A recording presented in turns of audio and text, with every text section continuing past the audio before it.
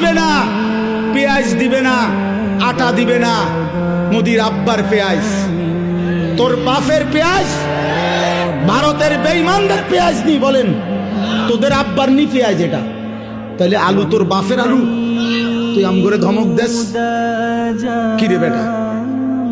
এটা কথা হইল কোনো? ওরা বলে আম করে আলু দিত না, আলু তার আব্বার আলু, আলু তার বাপের আলু।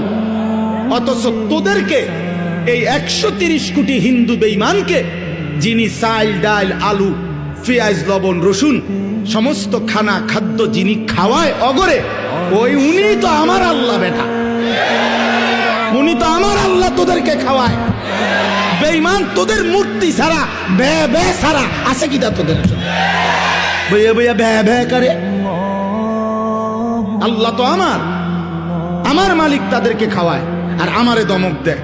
আমি এশার নামাজে যারে সেজদা দিলাম আমার সেই মালিক তারে খাওয়ায়, আমি মাগরিবে যারে সেজদা দিলাম আমার সেই মালিক তারে খাওয়ায়, আমি আজকের আসরের নামাজে যারে সেজদা দিলাম আমার সেই আল্লাহ তারে খাওয়ায়, আমার জোহরে যেই মালিককে আমি সেজদা দিলাম আমার সেই আল্লাহ তারে খাওয়ায়, আজকের ফজরে আমি যারে সেজদা দিলাম সেই আল্লাহ আমারে খাওয়ায়। তো তুই আমারে ধমক দেস, আমার মাওলা তোরে খাওয়াইলে আমি যার গোলামি করি, আমি তাকে সেজদা করি, তিনি আমারে খাওয়াইবে না? না